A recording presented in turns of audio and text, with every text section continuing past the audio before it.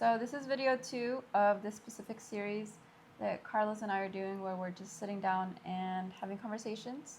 There were so many different topics we could have done that we still can do, right? But this video is going to be where we ask each other common questions that we get asked about living here in Mexico, because Carlos and I don't have the same reality. We don't always see eye to eye with certain topics or certain questions that we get asked. And I think that people just assume that we do because we're together and we both live here as a family. But there's a lot of differences, I think, in our opinions and thoughts, and that's what we're going to discuss today. Yeah, so we're going to just ask each other questions that we've both come up with and just see where that leads us, because I know there are just some things where Carlos and I just see it differently. Don't agree. And that too. This is unscripted too. So she doesn't know the questions I'm going to ask, and I don't know the questions she's going to ask me. We do have one question that we get asked the most. Yeah. And we'll address that at the end. Yes. So anyways, I got my phone ready with my 2 questions, so let's get started. Okay.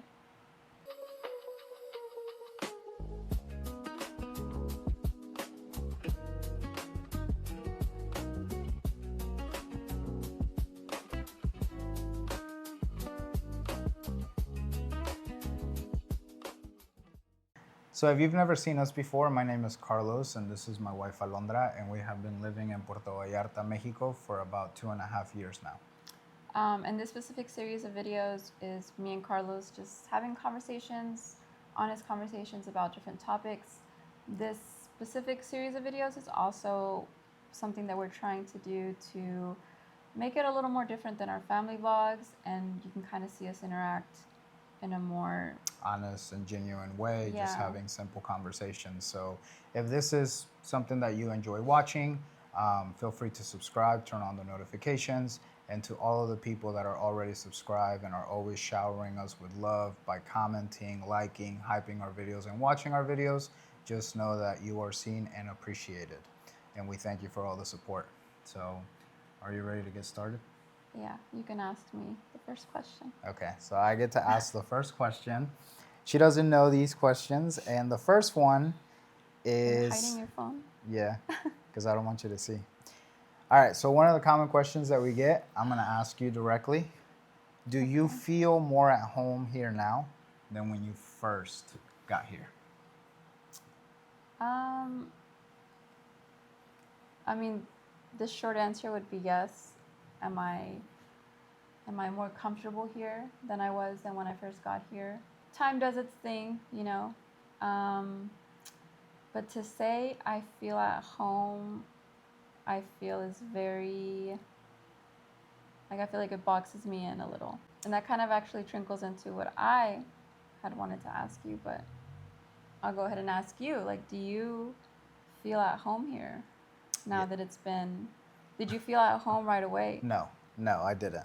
I felt like a foreigner at first in foreigner land when I first got here, because it's one thing, I think we've talked about it before in the past, and you worded it perfectly, where it's different to see our culture through a lens, when we live in the United States, than to actually be submerged into the culture. Well, I said that because I lived in Texas, where the culture is more present. Yeah. Now where I lived. Literally, you had to see it through your phone, I guess.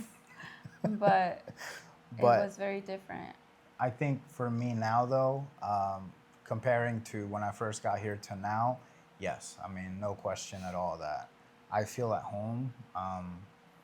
It's a feeling that I don't think I ever felt when I lived in the United States because I was an immigrant. But now that I am here amongst our people and seeing our culture firsthand, the answer is definitely yes. I feel. So at what point did it click for you, where you're like, okay, I belong here, this is home? Because I feel like there has to be a moment. Yeah, there was. You don't just wake up and you're just like, oh. There was. Home. It was about 6 months after you guys. It was the summer of 2024 when it felt like home. Because and what happened?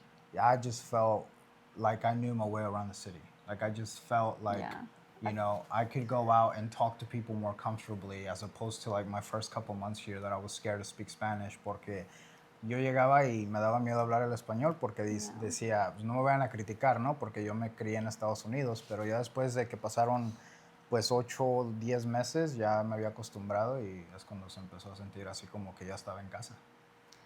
I feel like getting to know the streets in the city is like a big thing. Yes. Because I didn't really get that until after we got the car. So, and then when I kind of knew my way, it was like a weirdly proud moment because it's like, okay, like I know where to go without my GPS. Yeah. And it's like that feeling because whenever I'm back in Texas and I'm driving and stuff, like I know where everything is. And that, I guess that, you know, you equate that feeling to feeling Feel at home. Yeah. So, I guess. So yeah, I feel at home.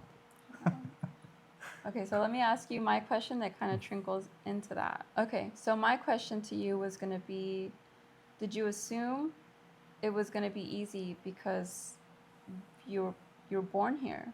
Like, did you assume your transition was going to be easy because you were, you know, you grew up here for your For 7 years. childhood, and then for me, like, did I assume it was going to be easy because, like, my family is Mexican, and like, I was going to answer that, I guess. No, I never thought that it would be easy. I think that there is I want to try to explain this as best as I can.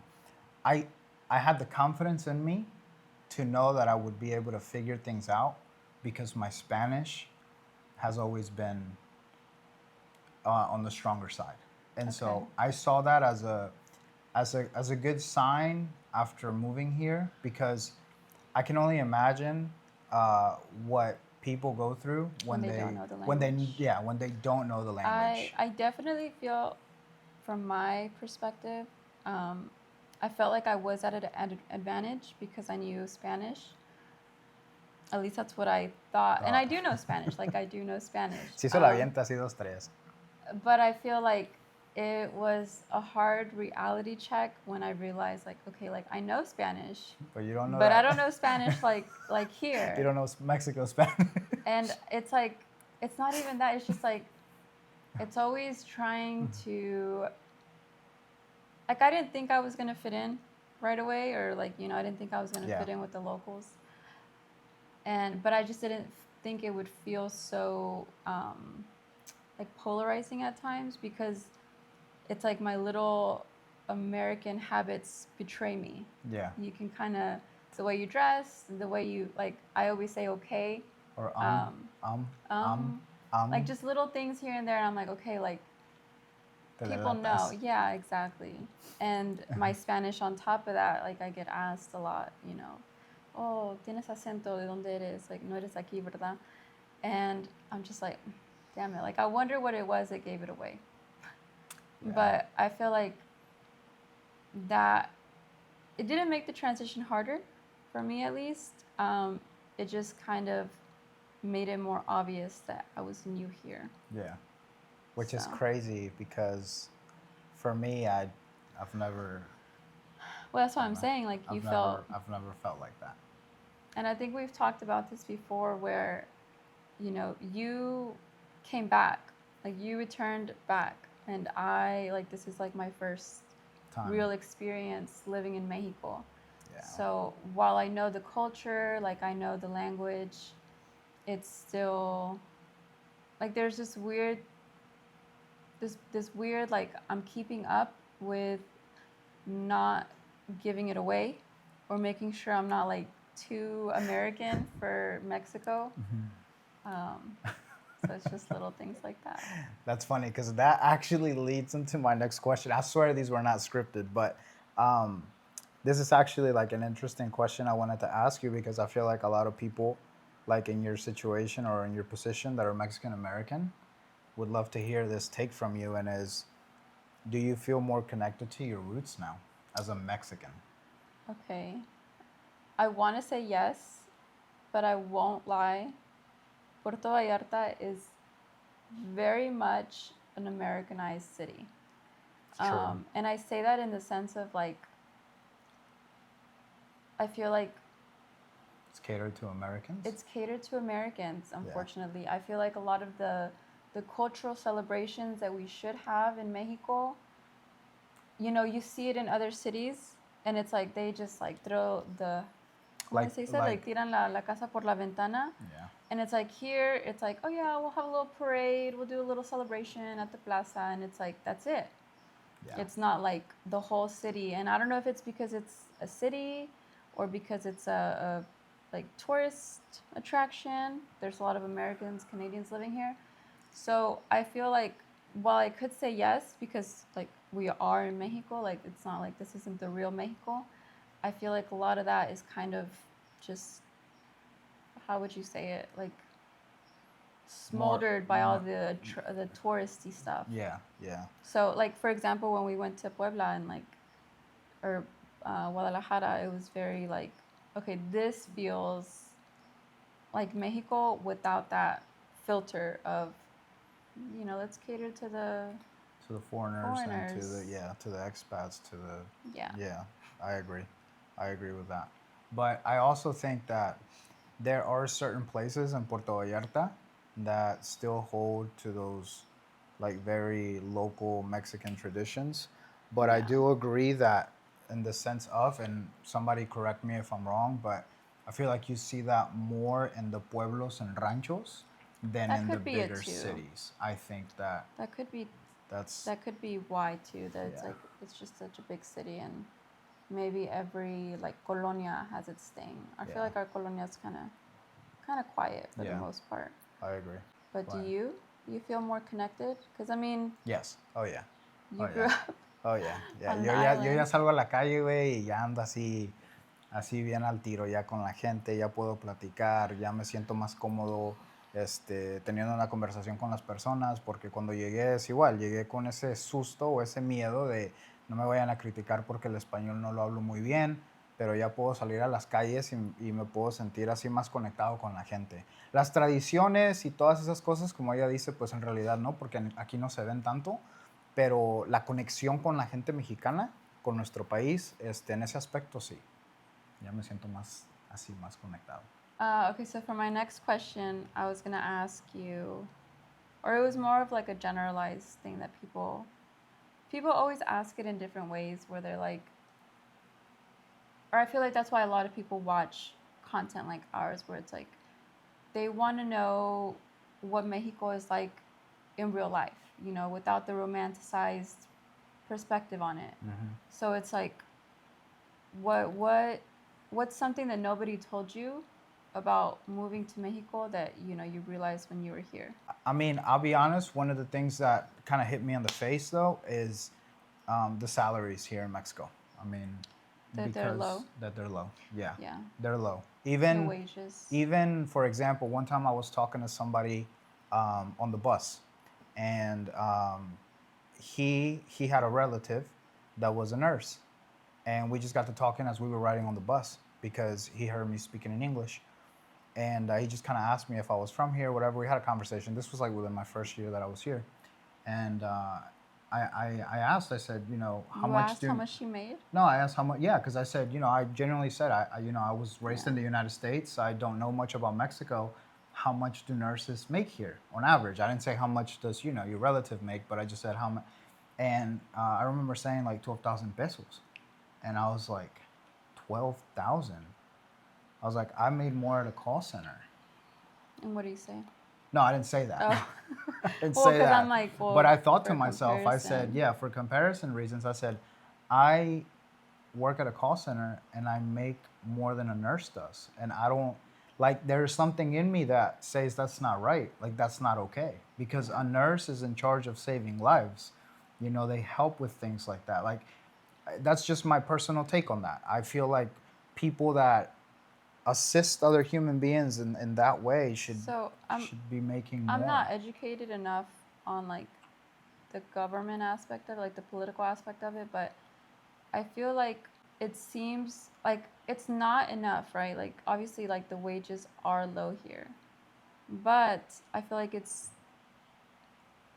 exasperated for us because we made dollars in the US. Yeah. So it's like we think we still have that currency exchange in our heads where it's like, you know, you're constantly exchanging it to like figure out if it's valuable or not. Yeah.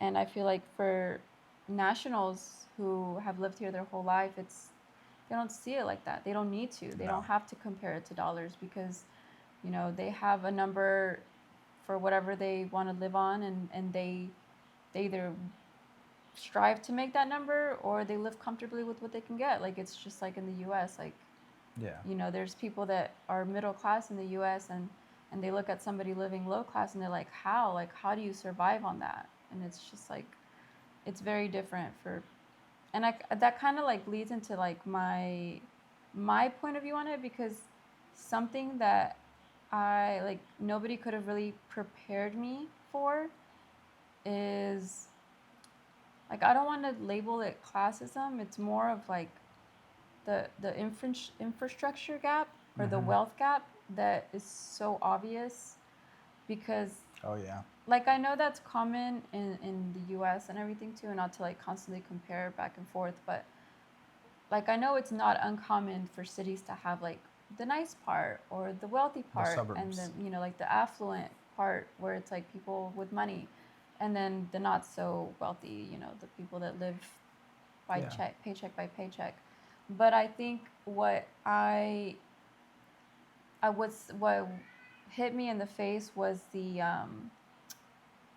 just how obvious it was, like those parts of the city that maybe don't have all the resources, their electricity is constantly getting, you know, what's it called? Power outs. Yeah, power outages. outages, or like the water's always shortage. the water shortage, or the water's bad, or the trash doesn't go like as often as it does for like other parts of the city, and I'm like, that's crazy, like because all even within the same city. Yeah, and that, and like how you said, I guess that kind of goes hand in hand, that like the wealth gap, like there's people that make so much money, you know, in Mexico, and it's like, you know, whether title or no title, like business or no business, because a lot of people are entrepreneurs, but it's so different.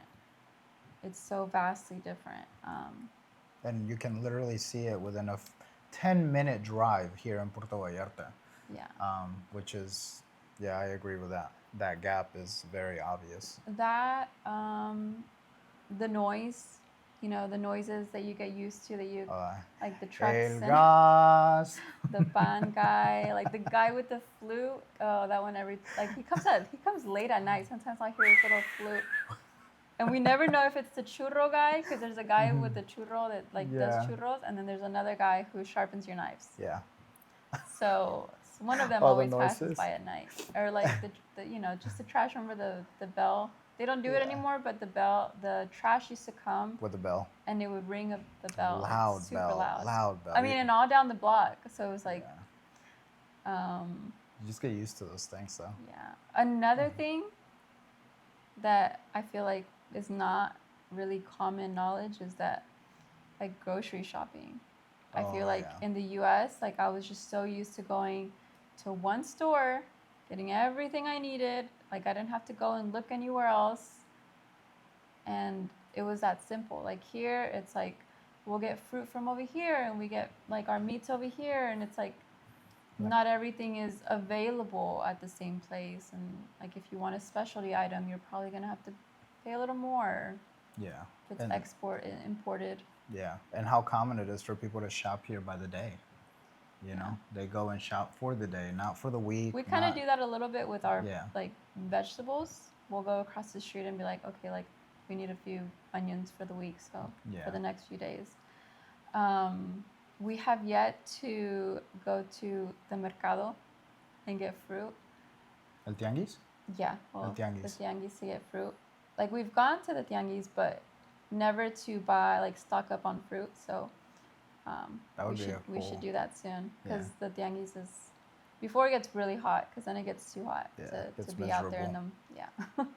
But that would be a good one. That would be a good idea. Go to the tianguis and get some fruit. Some fruit. See the prices. Yeah. Compare it to what we pay at Walmart.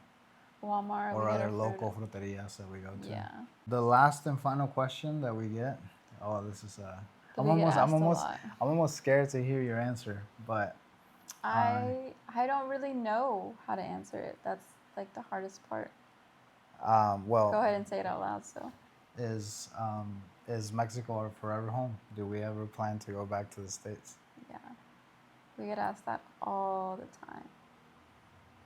And you always say the same thing. I feel like I've never really like full You've on never addressed answered it. that, and so I'm curious to know your answer. Well, why don't you say what you think or what you say when people ask you? Because I feel like No. you're pretty set on your answer. No, I don't want to go back to the States. But I always say, if it was up to me, I have a family, I have a wife, I have kids. And if tomorrow Alondra said, you know what, let's try to fix your status so we can go back to the States, I'm always going to do what's best for my family, and my family comes before my wants and my needs. But if it was up to me, no. Now going back to the States, I know for a fact that I would miss You would miss Mexico. Mexico. Yeah. Oh, yeah. And I relate to that. Like I feel like I would miss living here too because you do grow accustomed to like all the little things. And that's not saying that like I want to go back or we should plan to go back. I just feel like it's just too open-ended of a question. So I know that's not an actual answer. I feel like it is really hard to say yes or no to that because our kids are still so little. That's Who true. knows what if they like move off and I want to follow them. So I think right now my answer would be like no. Like I think we're okay in Mexico. I don't think staying in Vallarta will be long term. Oh, no, I agree with that too. I think we have a lot to explore in Mexico Yeah. as a whole, as a country, and I think somewhere we'll find where we can kind of settle down for a little bit, And feel even more at home, right? feel more at home. But I think I would say no, like not right now, but I just don't believe in. And you mean no, like as in going back to the States? Right. Yeah. I just, it feels so definitive to just say like no, yeah. So no for right now, but you know things happen quickly, so you never know Yeah, where we'll be at next. that's true.